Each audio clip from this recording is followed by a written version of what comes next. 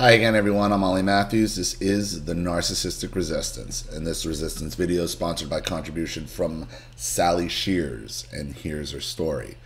Dear Ollie, Sally Shears here again with another installment of the Texas Two-Step. My half-unsister Heather the Hut, aka HTH, contacted me via phone text about an hour ago after blocking me on her Facebook and Messenger back in June. You made a very satisfying video about the exciting exchange leading to my no contact move on her back in July, titled "It's All About the Guilt Trip with the Narc Enabler," if anyone wants a recap. I just got a new iPhone and forgot to block her on my contacts list. I've had an old-fashioned flip phone for 10 years before this. Anyway, apparently Dad went in the hospital again at 2 a.m. this morning. The last time he went to the hospital, I was given the wrong hospital and then wrong room number by the stepmonster because I had gotten no contact with her daughter, I am assuming. Here is the content of my text exchange with HTH before I blocked her. HTH: Dad is in the hospital. Call Mom for details. She knows I don't want to talk to her mother. Me: does he have his tablet with him? Side note, we gave him a $400 Samsung Galaxy for Christmas a couple years back. HTH: I don't care to deal with this ridiculousness. Call Mom to get the details to talk to Dad. And here it is. You know, the narcissist will use any opportunity. They let no opportunity go to waste to draw you in. So your father's in the hospital and they're already playing their draw you back in games. Me: she's not answering. Same old Heather. What hospital? Do I have to call every hospital around Dallas again to find him? HTH: demanding much? Again, ridiculousness. You should have just cut it there. Say, you know what, I'm done with it. Again, ridiculousness. How about thank you, Heather, for letting me know instead of being the same old bitch, Sally.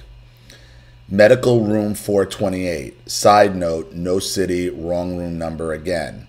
Me: gee, thanks, goodbye, don't contact me again. If something happens to Dad, it's your mother's job to contact me, not yours. HTH: because you're always the victim. Don't tell me what I'm supposed to do. You chose not to be a part of this family. Get off your high horse. We are the ones up at 2 a.m. We are the ones who make sure to help Dad and had to be there for him. You have no say. Side note, she might as well have added nanny nanny boo boo. Stick it on your head and doo doo. Me: still having a tantrum for not getting you away. You live there. He is your father. I live in Virginia. And yes, you are not part of my family. If you or your mother didn't think to text me at 2 a.m., it's your own fault. We share a father, nothing else. I'm not accepting your stupid guilt trips anymore. Try someone else. Have a nice life. Side note, back in May, I visited my father and the Un family in Texas. Heather the Hut expected me to turn my children over to her and her husband for a sleepover with their pitiable daughter. Keep in mind, my children have never met these people, talked on the phone with them, or received a birthday, Christmas card present from them. Though my household has spent hundreds of dollars sending stuff to their daughters over the years. She couldn't stand me controlling my own children and trip itinerary, and behaved atrociously towards me and the children while we were there. HTH: again, always the victim, never part of the issue. I truly hope you are happy on that high horse. I am actually an awesome person who goes out of her way to help family and friends. You see, when they start telling you all the good they do and start talking about your high horse, you know you got them. You know you got them. Oh, I mean, this is what my family, every time. My mother tells me how wonderful she is, how everybody thinks how great she is. But you can't get past childish drama. Have a wonderful day. Can't get past childish drama. Let's really look at that statement. But you can't get past childish drama. So in that, she's kind of acknowledging your abuse. She's acknowledging there's something in the past you have a right to be pissed off about, but it's childish drama that you just won't get over. See, she'll acknowledge it and put it down at the same time. Have a wonderful day. Side note, I decided my name, my high horse. Wait, side note, I've decided to name my high horse Fuck You, Heather. He is a beautiful black stallion. Me.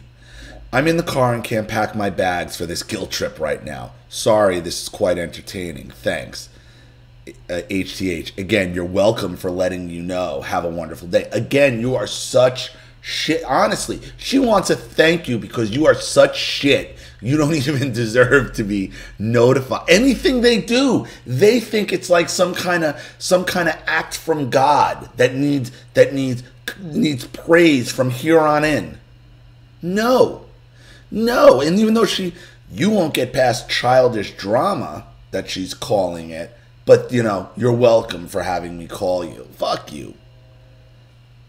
But she's got to be the one to tell you how wonderful she is, how great of a person she is with her friends and family. Right. That's what they always do. The narcissist always tells you how wonderful they are. Always. Always. Me number blocked. After calling 3 hospitals with the same name, I found out HTH gave me the wrong room number. It turns out my dad instigated this by asking her to contact me. He is quite aware I went no contact with HTH. As usual, you are right, Ollie. He is just as much as the problem as HTH and the step monster. I kept telling you that. I told him I only wanted a text from his wife if he goes in the hospital again. Plus, she plays Candy Crush with her smartphone on her fat ass all day. I know it's available. I texted the step monster to hammer my wishes home. Here is the exchange. Me, please contact me via text if something happens to Dad. You are his wife. I don't need to hear it from your daughter. She is blocked. I have a new iPhone now with unlimited text. Step monster, I have an Android with unlimited minutes. If you want to know more about Dad, call me. No. Side note, she didn't know I'd already spoken to him. Me, I did call you and you didn't answer. The next time Dad goes in the hospital, please text me. You have a very nice smartphone. We don't need to talk. Thank you. Step monster, sorry I missed your call. Phone was in my purse and didn't hear it. I reserve the right to call you if I need you. You don't get to reserve the right.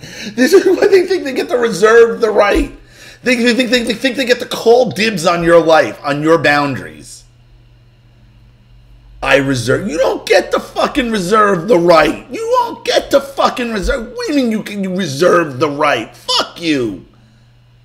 How dare you reserve the right. Me, please respect my wishes. We don't like each other. There is no reason to call. You can reach me by text. It is not like my old phone. I bought myself out of the 90s. Step monster, thumbs up. We'll see if she decides to call me anyway. She will. The sound of her voice literally makes my stomach hurt. I'm sure she is aware of this. Your input is most welcome, Ollie. Comment away. Your friend Sally. Listen, your father is still controlling this from his bed. He's still controlling all of this. He's still the linchpin. Okay? You don't need... At this point... Let me ask you something. At this point, if your father were to pass, you're staying in Virginia anyway. Why do you need minute-by-minute details? Why? You don't. You don't at this point. He's going to continue manipulating you for as long as you allow it. So the only update you should be asking your step monster for is, let me know when he's dead. Let me know when he's dead. And then maybe I'll show up to the funeral. Maybe. Other than that, I don't know what you're doing. I don't know what you're doing here. You know, these people are just entitlement. They reserve the right. The narcissist will always reserve the right to violate your boundary. Always. Always. You can have no contact with any of them, your father included. Because, right there, I reserve the right to violate your boundaries. Says it all right there. So thank you so much for your contribution and your story. I hope that helps. Thank you to everybody watching. Please leave any opinions or advice in the comment section below. And again, if you want your story read on the channel, you have a topic you'd like me to cover, a narcissist you'd like to expose, you'd like to set up Skype, a phone call, have a private video made, or a Facebook live chat, or you'd like to sponsor a video like this for someone who needs help and can't afford it, or just like to make a contribution to the channel in general to ensure that it grows and succeeds and keeps expanding, because this channel is sponsored 100% by contributions from all of you. So if you like what you see here and you want to see more of it, you know what to do with the PayPal and email links in the description box. Also help out by sharing this video and liking it wherever you can. Subscribe to my channel if you haven't, and be sure to click the subscription bell to be notified of all my video uploads. I'm Ollie Matthews. This has been The Narcissistic Resistance. Take care.